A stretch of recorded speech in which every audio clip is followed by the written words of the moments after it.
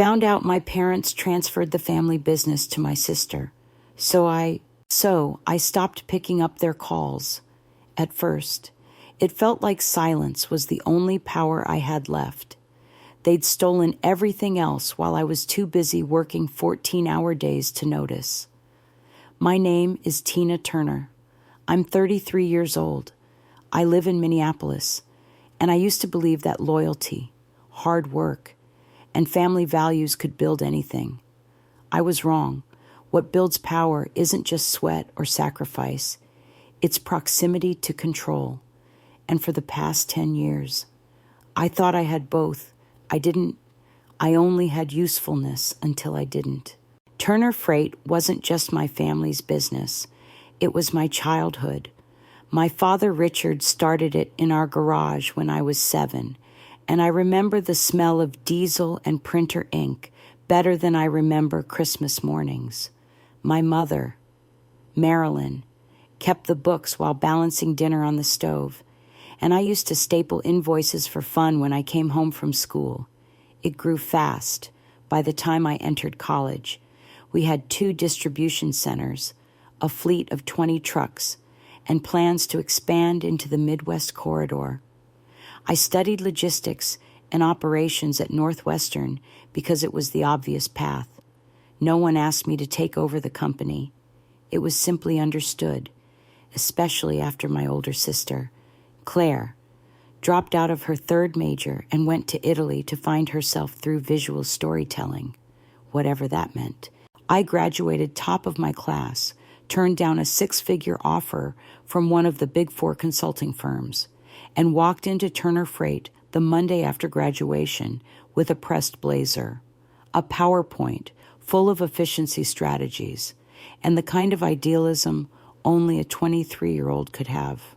In my first year, I restructured our inventory chain and saved us $500,000. By year 2, I'd cut fuel waste by 10% and reduced delivery errors by 30%. My dad still held the CEO title, but everyone knew I was the engine. He even said it once at a holiday party, drink in hand. "Tina's the reason we're not drowning in diesel costs." He joked, maybe she should be running the place. Everyone laughed. I laughed too. I thought we were building something together. Then Claire came back. She'd been gone for nearly 6 years, bouncing from one city to another, sometimes Europe, sometimes Portland, always posting grainy photos with hashtags like artist life and hustle quietly. I didn't resent her absence, honestly. It made family dinners less tense. But when she showed up at our Minneapolis office in a silk scarf and said she wanted to get involved with the company again, I figured my parents would humor her for a month or 2, then let her float back into her gallery circles. I didn't expect them to give her a corner office, a creative director title, and a budget twice the size of mine. Still, I bit my tongue. Claire was charming, no denying that. She made clients laugh, made our brand look fresher, made everything sound visionary in investor meetings. I kept working behind the scenes. My spreadsheets balanced. My shipping projections hit 98% accuracy, and our Q4 numbers looked better than they had in 5 years. I convinced myself that our different roles were complementary. Maybe this was what teamwork looked like. Until the Friday I returned from a logistics summit in Dallas and found an envelope on my desk marked private. I opened it out of instinct, not suspicion. What I saw changed everything. Inside were copies of legal documents, notarized and signed 3 weeks prior. My father had quietly transferred 60% ownership of Turner Freight to Claire, not just the shares, the succession rights, the board votes, the decision-making power. I blinked, reading the words again and again. Claire Turner is hereby named successor CEO and majority shareholder. My name didn't appear anywhere, not even a mention of co-leadership. I checked the timestamp on the contract, the day they signed it. I'd been sitting in a hotel ballroom giving a keynote presentation about supply chain resilience. Meanwhile, My own future was being erased. I didn't confront them that day. I left the office early without saying a word, walked to my car, and sat in the driver's seat for 37 minutes, staring at nothing. My hands were shaking. I wasn't angry yet. I was disoriented, like I'd slipped through a crack in reality and was still waiting to hit the ground. That weekend, I turned off my phone and stayed in my apartment. I didn't eat much, didn't sleep much either. I kept replaying the last few years in my head every time I took work calls during Christmas, every date I canceled, every migraine I pushed through without complaining. I had given them everything, and they gave my future away behind my back to someone who hadn't shown up until the table was already set. Monday morning, I called in sick for the first time in 9 years. Then I did something I hadn't done since college. I sat down with a blank notebook and started writing out what I wanted, not what I was supposed to want, not what my parents expected, not what Claire thought I could handle, but what I actually wanted. The first sentence surprised me. I don't want Turner Freight back. I want to build something they can't take away. But first, I had to vanish. If they didn't see my worth when I was doing everything, they'd have to feel my absence in every corner of the company. And they did.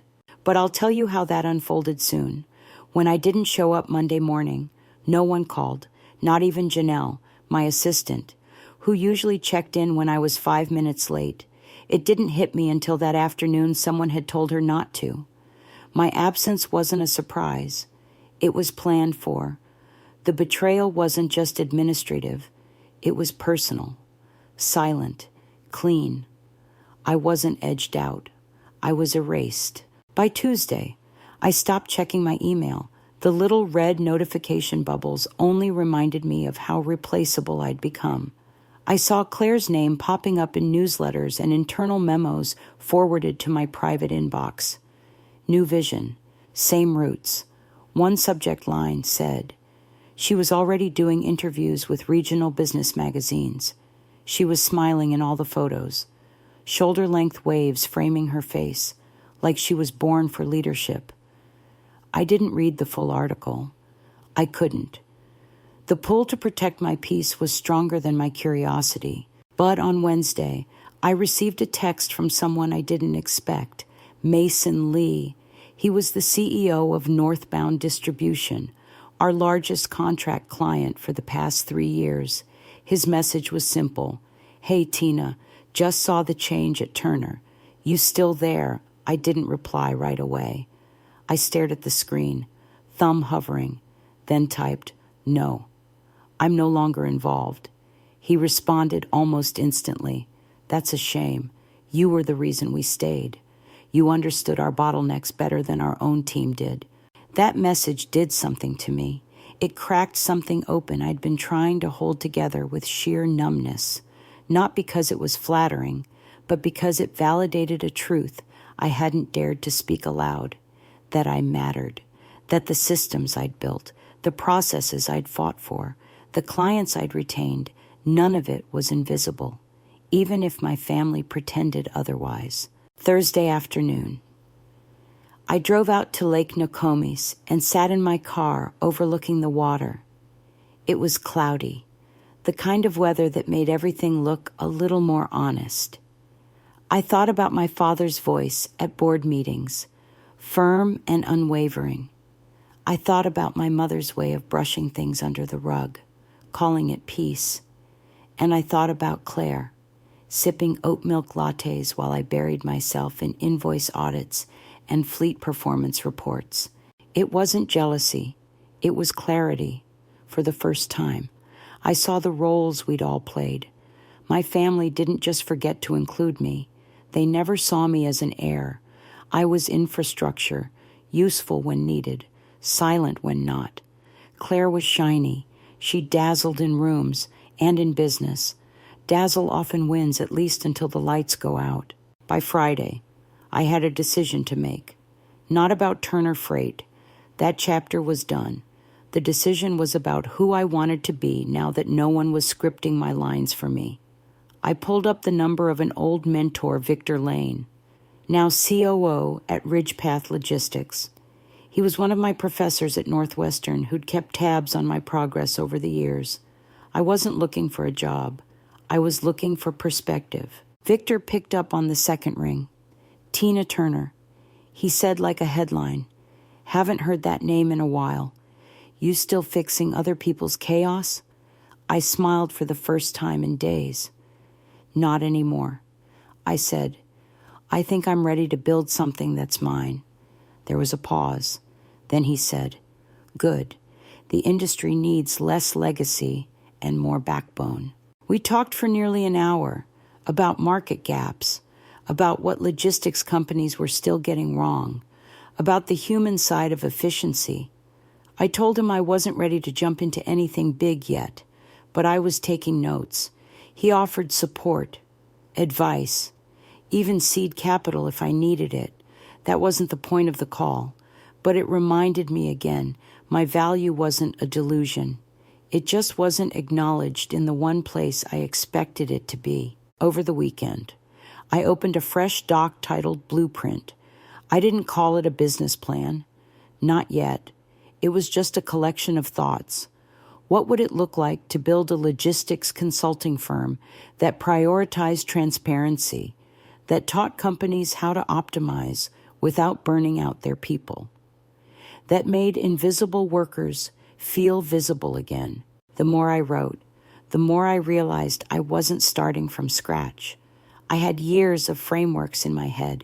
I had emails saved, templates built, KPIs I could recite in my sleep. I didn't need revenge. I needed reclamation. I needed to rebuild my narrative. That Monday, I declined an invitation to a family dinner. My mother's text said, "Claire's cooking. She wants to talk." I didn't respond. There would be a time for talking, but not while I was still bleeding. I'd been taught to forgive quickly, to smooth over tension, to prioritize harmony. But I'd learned that premature peace is just postponed pain. I wasn't going to make that mistake again. The strange thing about walking away is that the world doesn't stop. Emails still come, bills still arrive. The sun still rises at 6:12, but something inside you shifts. At first, it's numbness, then silence, and then a strange kind of space opens up, the kind most people are too busy to notice. I wasn't busy anymore. For the first time in a decade, I had mornings, and they were painfully quiet. I started going on long walks, not for fitness, but for sanity, around Lake Harriet, through downtown, past the old train yards. I watched people live lives that had nothing to do with corporate metrics or quarterly projections. Couples fought over coffee orders. Kids screamed in playgrounds. A man in a neon vest danced alone with headphones in. It all felt distant, like I was floating in a version of the world that didn't require me to hold anything together. Meanwhile, I knew Turner Freight was spinning. I hadn't responded to Mason Lee, but I'd heard through Janelle, who quietly forwarded me internal updates from her personal account. The Anderson deal was delayed. 2 clients had pulled out, citing communication instability. Claire had launched a flashy new app integration that promptly crashed on day 3 due to incompatibility with our legacy software. No one had tested it properly. They were too busy promoting it on LinkedIn. And still, no one from my family called. No apology, no explanation, just silence. It told me everything I needed to know. I wasn't just pushed out. I was counted on to vanish, to stay quiet, to not make waves. But I had no interest in revenge. The idea of sabotaging them didn't appeal to me. What I wanted was something far more dangerous. I wanted to become undeniable, not loud, not vindictive, just undeniable. That thought became a mantra. I whispered it to myself every time doubt crept in. when I second-guessed my decision to leave, when I felt like maybe I had overreacted, when I missed the adrenaline of project deadlines and the quiet satisfaction of a perfectly optimized delivery route be undeniable. Leah, my best friend and also a corporate attorney, noticed something had shifted. She came over one night with 2 bottles of wine and a folder of legal templates. "You don't have to decide anything tonight," she said, setting them on my table. "But if you're going to build something, you should build it right." I stared at the folder, full of LLC formation documents, NDA drafts, IP clauses. It looked more real than I expected. She added quietly, "You don't need permission to start, especially not theirs." That was the nudge I needed. Over the next 3 weeks, I set the groundwork. No public announcement, no big reveal, just careful, quiet architecture. I reconnected with a few clients I'd built strong relationships with over the years, not to poach, just to catch up. I asked questions. What were they still struggling with? What gaps hadn't been filled? What support would they pay for if someone could actually deliver it? The answers came fast and clear. Everyone had flashy dashboards and digital tools now, but no one had integration. No one had systems thinking. No one had someone who actually knew the reality of freight from dock to dashboard and could translate it into simple, workable strategy. That had been my strength all along, bridging that gap, speaking both human and numbers. I rented a tiny office space in a shared building near the riverfront. It had a dented file cabinet, a slow elevator, and windows that whistled when the wind came off the water. But it was mine. I brought in my own monitor, bought a refurbished printer, and hung a sticky note on the wall with 3 words, "Still building value." The company had no name yet, but the vision was there. I wouldn't be a freight company. I would be a solutions partner, a fractional COO, a logistics whisperer for firms overwhelmed by tech they didn't understand and systems they never had time to optimize. I didn't want to compete with Turner Freight. I wanted to render their methods obsolete. Meanwhile, I kept tabs on Claire, not obsessively, just enough to understand the terrain. She was struggling. Though her Instagram didn't show it, more filters, more client dinner photos, more buzzwords like synergy and reinvention. But behind the scenes, internal memos were filled with red flag language, cost overruns, staff churn, missed deliverables. Claire was trying to lead with style, but she didn't understand structure. And even the most beautiful brand collapses when no one's steering the engine.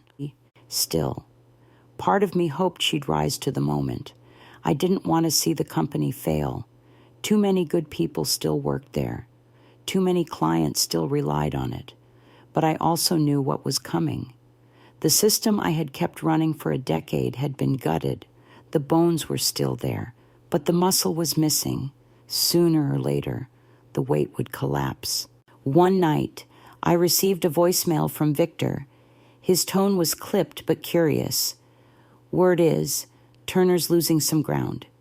If you're doing something new, I'd love to see it. I know 5 clients who'd follow you tomorrow if you offered real continuity." I didn't call him back right away. I needed to be ready, and I wasn't quite there. Not yet. But the foundation was set. I had systems mapped. I had allies watching. I had a quiet fire building. This wasn't the comeback yet, but it was the kindling. The first contract came quietly. A small warehousing firm in Des Moines I'd consulted for 3 years ago reached out with a simple question. "We're scaling fast, but our scheduling's a mess. Do you still do back-end audits?" I hadn't officially advertised any service. No website, no newsletter. But my name had never disappeared from the industry. I told them yes. They signed a 6-week engagement deal within 48 hours. No negotiation, no hesitation, just trust. I remember staring at the deposit confirmation in my inbox and feeling something I hadn't felt since college. Control, not over others, but over myself, over my hours, my brain, my time. The world hadn't ended when I walked away from Turner Freight. In fact, for some people, I had finally become visible. Word spread faster than I expected. Victor introduced me to a mid-sized logistics chain outside Chicago that needed help integrating new compliance systems. Then Mason Lee's assistant sent an email marked confidential consulting inquiry. Within 6 weeks, I had 3 clients and a waiting list. I filed the LLC paperwork under the name Anchor Flow Strategies. The name felt right. Logistics wasn't just about movement. It was about holding things steady, especially when the waters turned rough. That's what I'd always done. Only now, I was getting credit for it. The irony was, I wasn't trying to build a competitor to Turner Freight. I wasn't looking to steal their clients or mimic their model. I was filling a void they never saw. Claire had taken over a ship built for straight lines, but the market was tilting in directions she didn't understand. It wasn't about moving goods faster. It was about moving smarter, adapting in real time, seeing the emotional temperature of an overwhelmed supply manager as clearly as the data points on a dashboard. These were the things no spreadsheet could teach you, but I'd lived them. Meanwhile, my parents still hadn't reached out, not even a holiday message. I saw photos online of Turner Freight's annual end-of-year gala. Claire in a black jumpsuit, handing out awards. My father in his classic Navy suit, smiling for cameras. My name was never mentioned in the program, even though half the systems they were praising still bore my digital fingerprints. The slideshow listed foundational contributors, but somehow skipped over the decade I'd poured into making that company solvent during its roughest years. I didn't feel angry anymore. I felt studied, as if my family had held a whiteboard meeting and decided that erasing me made for better optics. But you can't rewrite history if the people who lived it are still around. And I wasn't just around. I was rebuilding. Then came the twist I didn't expect. Janelle messaged me late one night. Her words were careful. "Can we talk off the record?" We met at a coffee shop near my new office, and the first thing she did was apologize. I knew something was wrong. She said, but I didn't know the details until it was too late, and by then, I'd been looped into so many NDAs. I couldn't even ask questions without risk. I told her I understood. We all played survival games in corporate culture, but what she told me next made my stomach sink. Apparently, Claire had been using parts of my old workflow models in new client pitches, but without attribution. She'd presented them as her own. When one client asked if the Turner optimization protocol was named after me, Claire reportedly said, "No, Turner as in the company. The system's new. It wasn't illegal. It wasn't even shocking. But it was disrespectful on a level that felt personal." I'd spent years creating that system to keep deliveries from collapsing during storm reroutes and vendor failures. It wasn't a cute file name. It was built in the field, under pressure, night after night. I didn't retaliate, but I documented every spreadsheet, every timestamp, every internal memo where I'd originated those protocols. Leah helped me format it into a digital archive, not to sue, just to have it ready, because sometimes protecting your work isn't about litigation. It's about making sure the story can't be hijacked later. By the end of that quarter, Anchorflow had secured 5 ongoing clients. I'd hired 1 part-time analyst and rented a second desk. My revenue still looked modest, but my impact didn't. Victor introduced me to a group of women founders in logistics, and for the first time in my adult life, I was in a room where people didn't talk over me. They took notes when I spoke. They sent referrals without needing favors in return. No politics, just respect. That's when I realized something important. I had been chasing the wrong kind of power for too long. In the Turner house, power was inherited, negotiated, emotionally bartered over family dinners. Here, power came from being good, clear, consistent. I didn't need to win a throne. I just needed to stand so firmly in my value that no one could push me off balance again. But things were about to shift, because what I didn't know was that Turner Freight was falling apart faster than I expected. Not publicly, not in headlines, but from within. And the first visible crack would arrive in the form of a voicemail I never thought I'd get.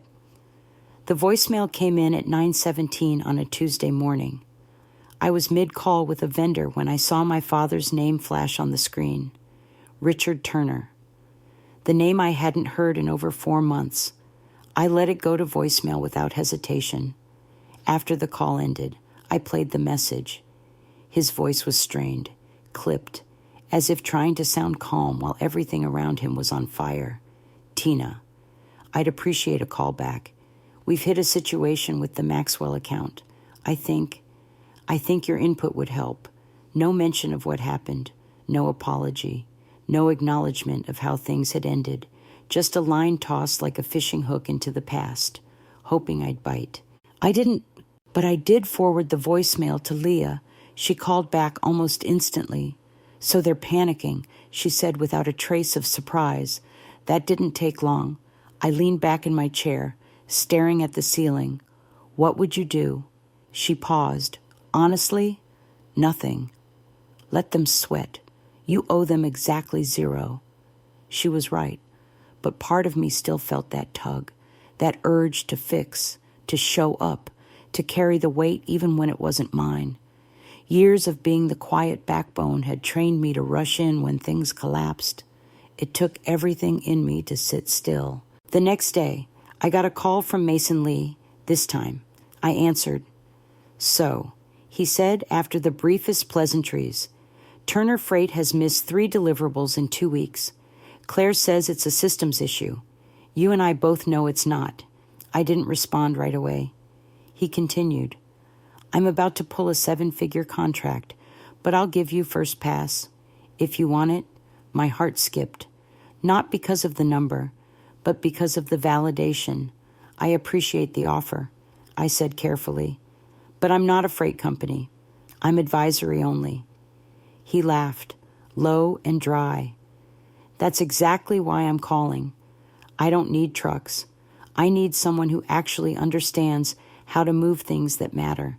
That call marked a line. Clients no longer saw me as a former daughter of Turner Freight. I wasn't the girl they pushed out. I was someone who could solve problems they didn't even know how to name. It was the beginning of a shift. One client referred another, then another, by the end of the week. Anchorflow had signed 2 new consulting agreements, and a 3rd pending. My 2-desk office started to feel too small. But I wasn't celebrating. Not yet. Because I could feel something else coming, like the silence before a storm. Janelle texted again. They're bringing in an external PR firm. Claire's losing grip. I replied simply, thank you. Don't get caught in the fallout. She sent a sad face emoji. Then, too late. By the end of the quarter, Turner Freight had lost the Maxwell account and 2 regional contracts. Claire issued a public statement citing market instability, but people in the industry weren't buying it. Rumors circulated fast. Investors grew skittish. The staff turnover rate tripled in 6 weeks. And through it all, I stayed silent. I didn't tweet. I didn't comment. I didn't throw shade. I just worked. Victor invited me to speak on a panel about women rebuilding post-betrayal. I said no. The story wasn't done yet. I wasn't ready to narrate something still raw. But the invitation stayed in my inbox as a quiet reminder that, maybe, one day, I'd be ready to name it, not to hurt anyone, just to be whole. Then one morning, as I was finishing up a review report, my work phone buzzed again. This time, It was Claire. I stared at the screen for a long moment. She hadn't contacted me directly once since the day the documents were signed. I let it ring out. No voicemail, just silence. 2 days later, she texted, "Can we meet?" Off the record. I didn't reply right away. I sat with it. I tried to imagine what she wanted. A favor, a fix, an exit plan. Or worse, a confession disguised as a request for absolution. Leah and Victor both warned me. "You're not responsible for her consequences," Leah said. "Don't let guilt sneak in through the back door." Victor added bluntly, "If they need you now, it means they never should have let you go. Let that truth breathe before you walk into any room with them." But I agreed to meet, not because I wanted to save anyone, but because I wanted to look her in the eye and see what she saw now. We met at a cafe downtown, neutral ground. She looked thinner, more restless. The confidence she wore like perfume had faded. Her eyes darted toward the windows often, as if expecting judgment to arrive in the form of a client she couldn't charm. "I messed up," she said, skipping pleasantries. "More than once. I know that." I didn't nod. I didn't speak. I just waited. She took a deep breath. Dad thought I could handle it. That with enough flair, the structure would follow. But it didn't. It turns out charm doesn't keep trucks on time. I raised an eyebrow, not because I disagreed, but because I was surprised she finally said it aloud. She leaned forward. "We need help. Real help. We've lost 3 major contracts. The staff's exhausted. And there are systems in place that no one can explain. Because you built them." I let the silence hang. Then I said, "You didn't just take a company. You took ownership of something you didn't understand. And now you're learning why stewardship matters." Her eyes didn't meet mine. "I know. That's why I'm here. But I wasn't here to fix anything. I wasn't here to make things whole. I was here to make a choice." Claire didn't flinch when I said it, but I could tell the words landed. She sat back, eyes focused on a corner of the cafe wall, like she was calculating how much truth she could afford to accept. For a minute, neither of us said anything. The silence wasn't awkward. It was honest. A kind of pause only sisters who've lived inside each other's shadows can sit in without choking. Then she said, "I didn't ask for that much power. Dad just handed it to me, said it was time for new blood and that you'd be okay staying behind the scenes." I exhaled slowly. He was wrong. She nodded. "I see that now." But acknowledgement wasn't enough. Not anymore. I'd spent too many years mistaking recognition for repair. I needed something concrete, something that couldn't be taken away with a signature behind my back. "So what exactly are you asking?" I asked, my voice calm. Claire swallowed. "We need you to consult, help stabilize the systems, get the clients back on track, even short term." I studied her face. She wasn't pleading. She was resigned. She had already lost the illusion of control. What remained now was reality. I didn't say yes. I didn't say no either. Instead, I reached into my bag and slid across a printed sheet. It was a proposal I had drafted weeks earlier, just in case, not for Turner Freight, but for any client who thought they could buy my time without respecting my terms. On the page were 3 non-negotiables: full autonomy over operational systems, direct client communication access, an advisory-only role with 0 internal reporting, no titles, no meetings, no re-entries into a hierarchy that once erased me. Claire skimmed the page, then looked up. "This is bold." I held her gaze. "It's fair." She nodded slowly. "I'll talk to Dad." I smiled faintly. "I think you misunderstand. This isn't a negotiation. This is the only door I'm willing to open. If you walk through it, you do so on my terms. Otherwise, I wish you well." That night, I went home and slept better than I had in weeks. Something had shifted, not in the world, but in me, for the first time. I felt no urgency to be understood, only to be respected. My value wasn't a discussion, it was a fact. They could choose to act accordingly or collapse under the weight of their choices. 3 days passed before my father called. I didn't answer. I waited for him to leave a message. He didn't. The next morning, I received a short email from Turner Freight's legal team titled Engagement Review. It was formal, respectful, and agreed to every term I had listed.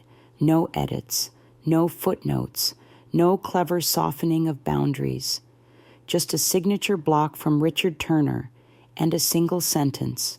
We appreciate your time and expertise. I forwarded the contract to Leah. She called me immediately, so they bent. I nodded. All the way. She whistled low. I've seen men like your father cave in courtrooms, but never in real life. You didn't just win. You changed the power dynamic. Still, I moved carefully. My first call as consultant wasn't to my family. It was to Janelle.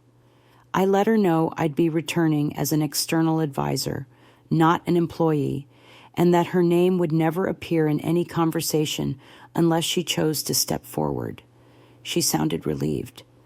They've been falling apart quietly, she admitted, but they won't say it aloud.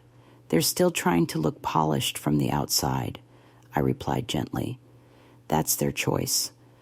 Mine is to do good work and go home. The first week was like walking through the skeleton of something I once loved.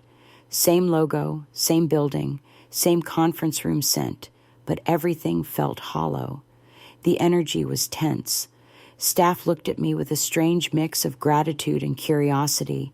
No one asked what had happened, but I could feel the questions behind every polite nod.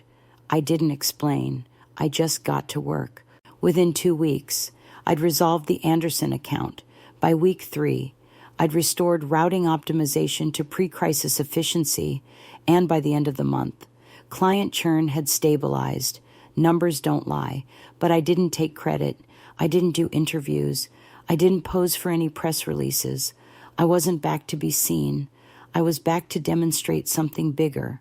That value doesn't disappear just because someone else pretends it never existed. One afternoon, as I left the building, my father stepped out from the side hallway. "Tina," he said, his voice low.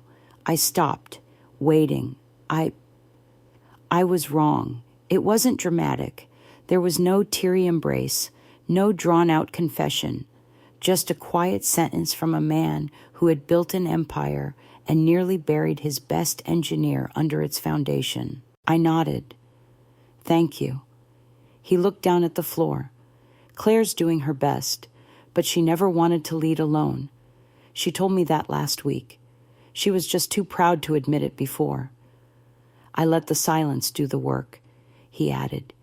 "If you ever want to come back permanently, we'd make room." I smiled without softness. "I'm not looking for space. I build my own." And then I walked past him, out into the afternoon light, where my own company, my own clients, and my own decisions waited. I wasn't looking for approval anymore. I was looking forward. I wasn't there to fix their company. I was there to prove something to myself more than to them, that I could walk into the same rooms where I was once erased and not feel the need to reclaim what had already been handed away. Because the truth is, I hadn't lost. I had grown past the game and growth. Once it takes root, doesn't reverse. It simply moves forward. Turner Freight's numbers began to stabilize. The emergency calls from vendors slowed. The clients who had previously left started circling back, not because of loyalty, but because of results. I wasn't some savior. I wasn't their missing piece. I was simply reliable, efficient, consistent, exactly what they had failed to protect, and were now scrambling to reassemble. Claire stayed in her role, to her credit. She didn't interfere. She didn't pretend to have all the answers. Maybe she had finally realized that leadership wasn't about charm or speeches or branded photo ops. It was about systems. It was about structure. It was about doing the work no one claps for. Our communication stayed professional, short, and to the point. No sisterhood, no sentiment, just clarity. And honestly, that was more peaceful than any fake apology could have been. Meanwhile, I kept building anchor flow, slowly, quietly, and on my own terms. I had no interest in growing fast just to look impressive. I didn't need office tours or social media reels or client spotlights. I was building something sustainable, rooted in competence, not flash. The clients who came to me did so because they were tired of empty branding and desperate for substance. I turned down 2 merger offers and 1 early acquisition inquiry. I didn't leave a family business just to sell my name again. What I had now wasn't just ownership, it was ownership without compromise. That was a kind of freedom I'd never known. Then, out of nowhere, I received a call from a journalist I hadn't heard from in years.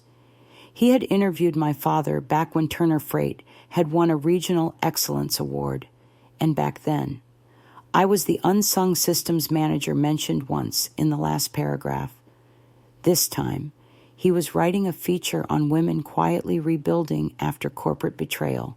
He'd heard whispers about anchor flow and wanted a quote, just a sentence, he said, something reflective. I paused. Then I told him, "You spend 10 years being invisible. People assume you'll stay quiet. But the truth is, once you stop asking for permission to matter, you start to build differently, not out of spite, but out of clarity. And clarity doesn't ask for applause. It just keeps showing up." He laughed softly and said, "That's sharper than I expected." I replied, "It's honest." The article dropped 2 weeks later. My name appeared only twice, and there were no dramatic retellings, just a short paragraph about anchor flow and my approach to rebuilding from the margins. But it was enough, because in the world I'd left, people still read the footnotes. Within the next week, 3 former clients of Turner Freight reached out directly. 2 logistics startups asked about ongoing advisory support. Victor forwarded me a link to the article with 2 words typed underneath, "Told you." Still, I didn't gloat. I didn't send the article to my parents. I didn't bring it up in meetings. Power isn't always visible. Sometimes it's the room that suddenly listens differently when you speak. Sometimes it's the email that ends with whatever you think is best. Sometimes it's silence, the kind that no longer weighs heavy, but holds space. And then, something I hadn't expected happened. I got an invitation to Sunday dinner at my parents' house. No subject line, no explanations, just come if you're free. I considered ignoring it. Part of me still felt the bruises of old expectations, the kind of hurt that lingers quietly in the way you hold your fork or enter a childhood room. But another part of me, the part that had spent months reclaiming space, told me to go. Not for them. For me. To see if I could sit at the same table and no longer feel like I was performing for a seat. The house was exactly the same carpet smell, same hallway family photos, same living room rug that I once spilled grape juice on and got grounded for. My mother greeted me at the door with careful warmth. My father nodded, formal and restrained, as always. Claire opened the door for me without words, but there was something different in her eyes. Less pride, more awareness. Dinner was simple: roast chicken, salad, too much wine. No one brought up the company. There was small talk, weather, a neighbor who retired, a new dog Claire was considering adopting. It was awkward in the way only emotionally repressed families can be. Until dessert. Claire looked at me across the table. Not performing this time, just searching. Then she said, "You didn't just help. You stabilized something I nearly broke. You didn't have to, but you did." I didn't say anything. Not because I was withholding, but because silence, when earned, speaks better than any speech. She added, "I thought I could do this alone. Turns out, running a company is a lot less about vision and a lot more about discipline. I learned that watching you, even when I didn't say it." As I helped clear the dishes, my father stepped into the kitchen. He didn't look at me right away. He just said, "You were always the one keeping the engine running. I think we all just took for granted that you would always be there." I looked at him and replied evenly, "You didn't just take me for granted. You erased me. The difference matters." He nodded slowly. "You're right. I can't change what we did. But I hope you know I respect what you've built. Not just the company, yourself." I placed the plate in the sink and said, "Respect matters more than reconciliation." I left the house that night without bitterness, without sadness, without the need to prove anything. For the first time in years, I felt whole walking away, because the person I used to be, the one who needed their approval, was gone. I didn't reclaim the family business. I didn't take revenge. I built something better, not bigger, not louder, just stronger. And now, even the people who once looked through me were learning that strength is quiet, but unforgettable. A few weeks after that dinner, I received an invitation to speak at a closed-door conference for mid-level logistics executives. The topic was quiet transformation, how people who had been sidelined or undervalued could still reemerge with credibility and control. I almost declined. Public speaking wasn't something I chased. I preferred being the strategist in the background, not the spotlight. But Victor pushed. "This is your moment," he said, "not because you need it, but because someone else might." He was right. So I accepted. The event wasn't grand. No red carpet, no live stream, no cameras, just 35 professionals in a modest hotel ballroom, sipping coffee and taking notes. But as I stood behind the podium, something shifted. I wasn't nervous. I wasn't angry. I wasn't even emotional. I was grounded. I spoke for 30 minutes, not about what was taken from me, but about what I rebuilt. I talked about boundaries that weren't just emotional, but operational, about trusting your competence when no one else does, about how sometimes walking away from what you helped build is the most strategic decision you'll ever make. After I finished, a woman from Texas pulled me aside. She said, "I've been working under a man who takes credit for everything I do. I thought I had to wait for him to retire, but now I'm wondering what I could do on my own." I smiled, not with pity, with recognition. "You don't have to wait for a door to open," I told her. "You can build a different house." That night, I realized something. The version of me that once sought approval was gone. I wasn't rebuilding just for survival anymore.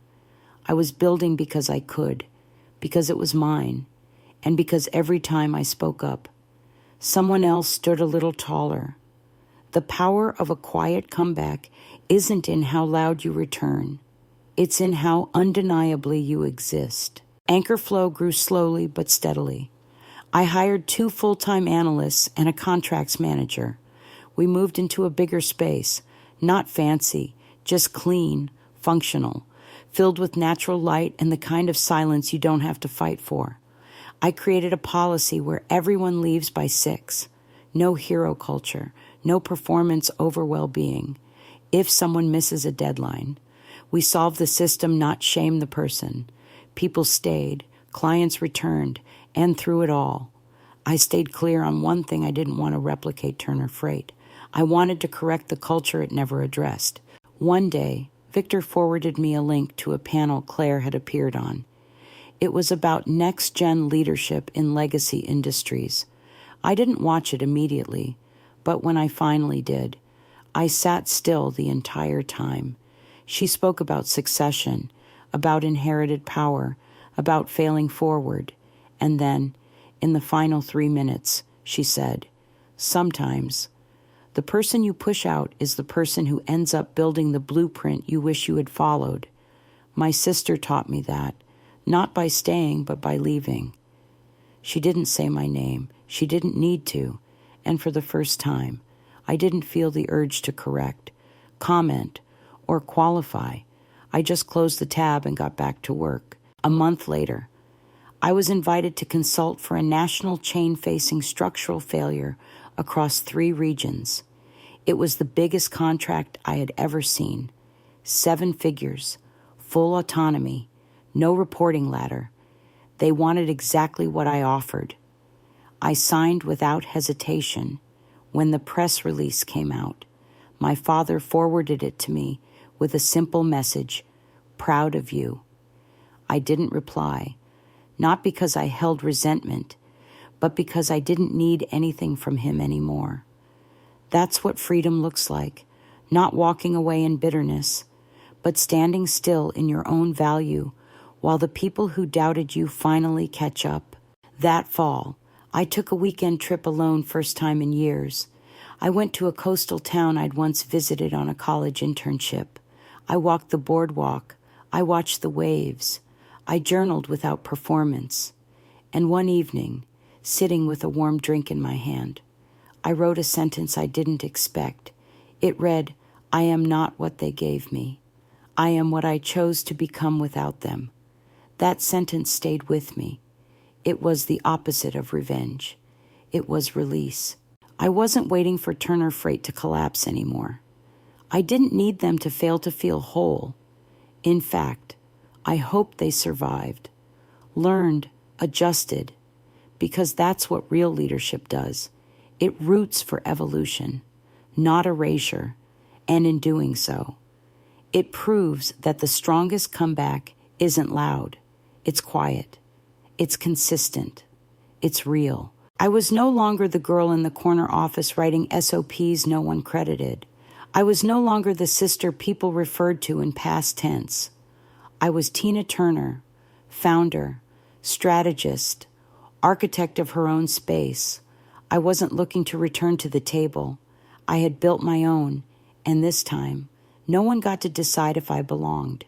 The speaking invitations kept coming. At first, I said no to most of them. I didn't want to become a story.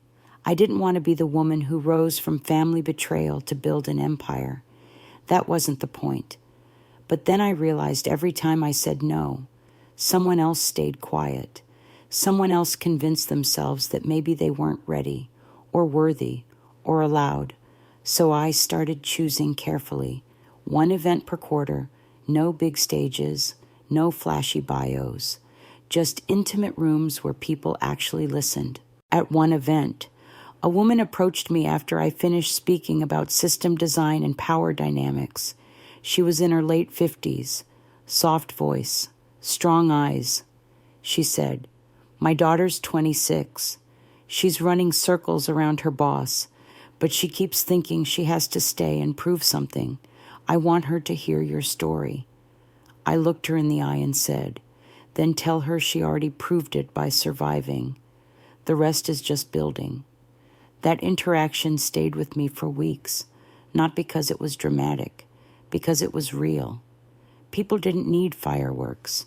They needed language for what they were already living through. Anchor Flow evolved, not by scale, by depth. We began offering mentorship programs for young professionals in operational strategy, especially women from family-owned businesses or male-dominated industries. We didn't advertise it loudly. We just let it exist, and within months, applications started pouring in, not because we were famous, but because we were speaking to a quiet ache no one else had named. One afternoon, I walked past the conference room and heard 2 of my staff coaching a new client. They weren't quoting me. They weren't copying my style. They were applying what they'd learned, and adding their own tone, their own rhythm. I stood there for a second, just listening. That's when it hit me. This wasn't a comeback anymore. This was a culture shift. Around that time, Claire sent me a handwritten note, not an email, not a text, a real envelope, addressed in her sharp cursive. Inside was a single page. It read, "You were right about stewardship. I didn't understand it when I stepped in. I thought leadership meant presence, but it means pattern, what you do when no one's looking. I'm still learning that. Thank you for holding your line, even when I didn't deserve it." I folded the letter and placed it in a drawer, not to forget, but to remember that even those who hurt you may one day grow. Not because you demanded it, but because you modeled it. I never went back to Turner Freight, not even once. I didn't need to. They stabilized under new operational systems, kept some clients, lost others. That was their journey. Mine was different now. It was no longer about correcting their errors. It was about building a new map, one that didn't require me to shrink, explain, or defend. That winter, I was invited to contribute to an academic journal on leadership and systems thinking. I wrote a piece titled, "The Value of Being Invisible Until You're Not." It wasn't angry. It wasn't emotional. It was structured, calm, exact. I used case studies from clients, but the undercurrent was clear. If you build your house on someone else's permission, don't be surprised when they change the locks. Build your own. Start from foundation, not applause. One sentence from that paper was later quoted across several management newsletters. Competence doesn't need to compete. It just needs to persist. That line wasn't clever. It was lived. At a dinner party one night, I met an investor who had worked with my father years ago. He didn't recognize me at first when I introduced myself. His eyes widened slightly. Then he said, "You're Tina. I've been hearing your name a lot lately. Some say you're the quiet fix behind a dozen turnarounds." I smiled politely. I prefer being the structure people didn't notice until it stopped working. He nodded, then said something that stayed with me. "People like you don't just restore trust. You redefine how it's earned." It was the highest compliment I'd received in years, but my favorite moments were still the smallest ones. Watching a junior associate realize she didn't have to apologize for her clarity. Hearing a client say, "You're the first person who didn't try to sell me a shortcut." Getting an email from a young systems lead saying, "I stayed because you showed me how to leave without fear." Those moments weren't loud, but they were lasting. Because the truth is, most people don't need a hero. They need a witness. Someone who's been there, made it out, and still looks like them, still talks like them, still chooses integrity over performance, still shows up. I no longer cared about being known in rooms that once ignored me. I cared about showing up in rooms where someone else was still trying to find their voice, and if my presence gave them permission to speak one sentence braver than the day before, then that was enough. That was more than enough. 1 year to the day since I walked out of Turner Freight with nothing but clarity and a small notebook. I received an invitation to a leadership summit in Denver, not to speak, just to attend. But the theme caught my eye, quiet influence. I booked a flight without hesitation, not because I needed more contacts, but because I was curious how the world was finally starting to acknowledge what so many of us had known all along, that the loudest person in the room isn't always the one shaping it. The summit wasn't glamorous, folding chairs, cold coffee, but the conversations, they mattered. Leaders talking about burnout, about betrayal, about boundaries. I listened, took notes, stayed invisible on purpose until the final evening. When a woman approached me by the elevator, she looked about 30. Her badge said, "Senior Systems Analyst." She said, "Are you Tina Turner?" I nodded, slightly wary. she said. "I read your paper last fall, the one about invisibility. I printed that one line and taped it to my wall. It helped me resign from a job where I'd been ignored for 5 years." I didn't know what to say at first. Then I smiled and said, "You built your own foundation. That's the win," she replied. "But I wouldn't have believed I could unless someone else had said it first. I've heard a lot of things in my career: praise, dismissal, silence, but that sentence might have been the one that stayed with me the longest." Back home, I sat by the window of my apartment that night and reflected on everything that had happened: the betrayal, the erasure, the slow climb back, the quiet victories. I had never asked to be pushed out, but I had chosen what came after, and that choice, more than any title, contract, or accolade, was where the real power lived. Tina Turner, the invisible daughter of a logistics empire, the woman whose ideas were once buried under someone else's press releases, was now the name clients requested when systems broke, not because I saved companies, but because I taught them to save themselves. I never made it my mission to outshine Turner Freight. I made it my mission to ensure that no one else like me ever sat in a corner office wondering if they were crazy for being capable. That was the real story, not revenge, not redemption, just restoration of dignity, of value, of voice.